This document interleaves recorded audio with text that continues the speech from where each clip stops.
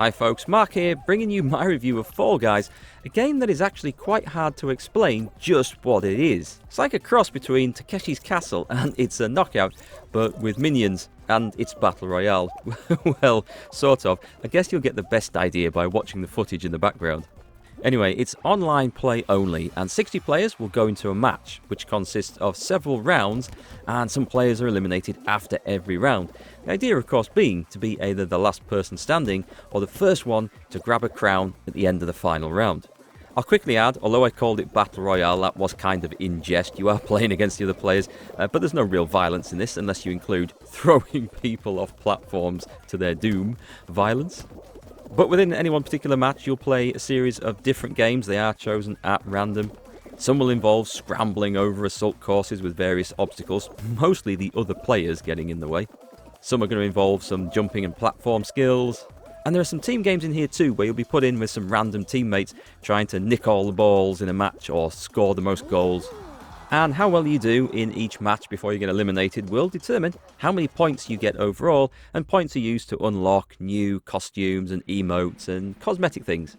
I mean, who wouldn't want to run around dressed as a potted cactus? There are going to be different seasons in this game. We haven't reached the end of the first season yet, so we don't know quite what's going to come in the next one. But maybe they'll change the games up. They will certainly introduce new cosmetic rewards. So we'll have to keep an eye on things and see what happens then. Right, graphics and sound. As you can see from the graphics, they are very cute and cartoony. I think this is really nice. I love the colour. It looks like it should be a simple game to run, but there were a few performance issues for me. I did encounter some stuttering occasionally, and it was just occasionally, but the game hasn't been out all that long, so it's no great surprise, and I imagine that will get fixed and optimised a little bit better. I haven't really heard too many reports of other people having the same issue though. And the sound, again, goes for a very cutesy style in-game. There's also some pretty cool music. I enjoyed this. Yes, it is not my usual style of rock.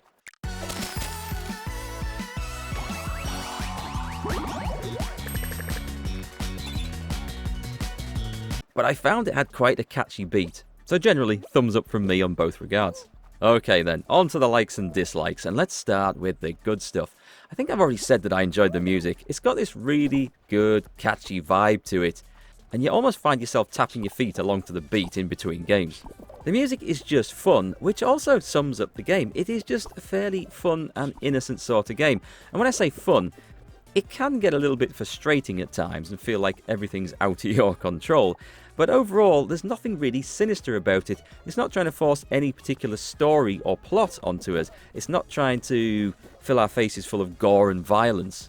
There are very few games these days that just feel like they're innocent and made just for the fun and the experience. And whilst there is a shop in this, I don't see at the moment any need to use it. But again, that's something we're going to have to keep our eyes on. But the gameplay is enjoyable for the most part. Running around, trying to beat people, scramble up the assault courses, jump across the little hexagons that disappear under your feet, trying to be the last one to fall through the final layer.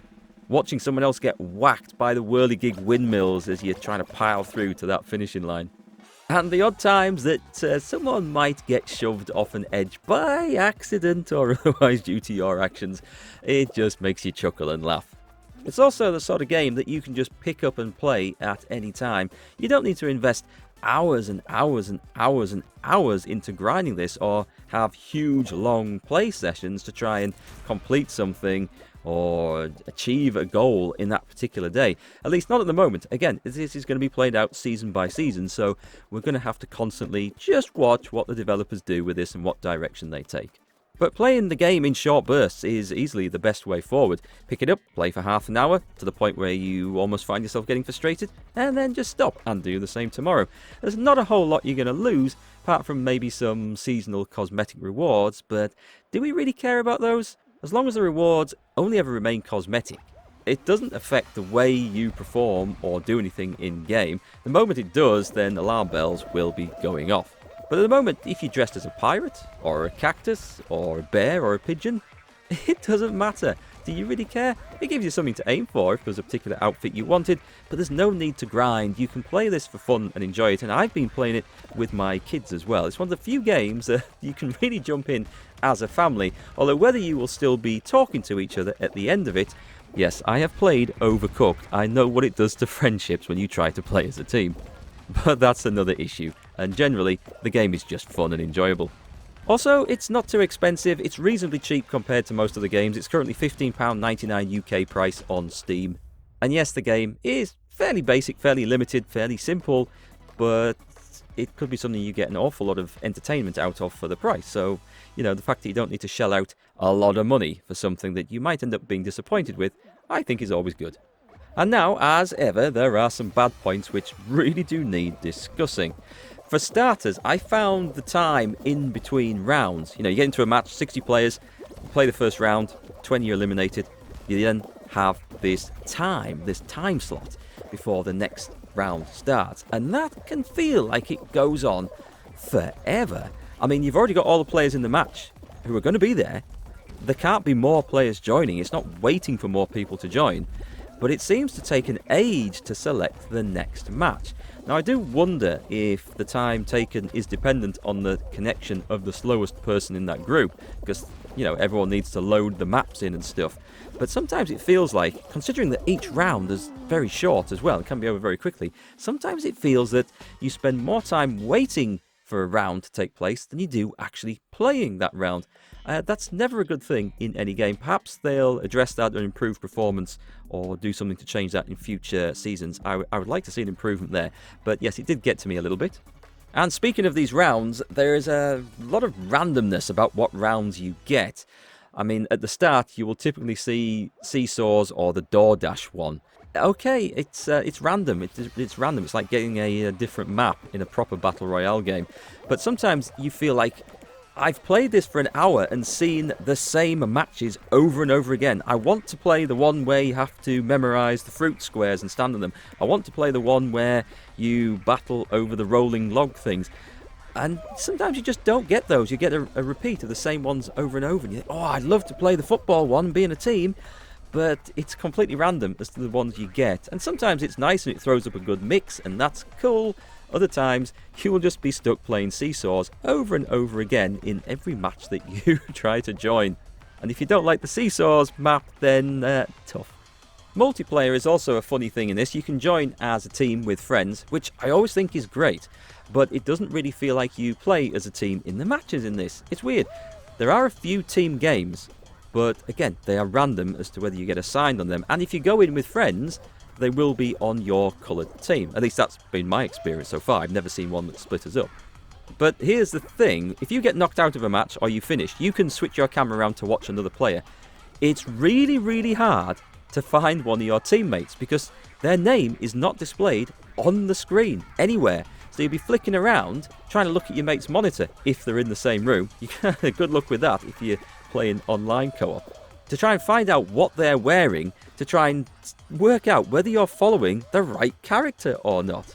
Every character's just given a name. Fall Guy 1902, Fall Guy 2107. And if you can remember your friends' numbers, great. I'm crap, I can't. And so I was never quite sure if I was watching the right person when I was watching one of my teammates, one of my friends, in fact, in this case, one of my kids that I was playing with who was sat next to me.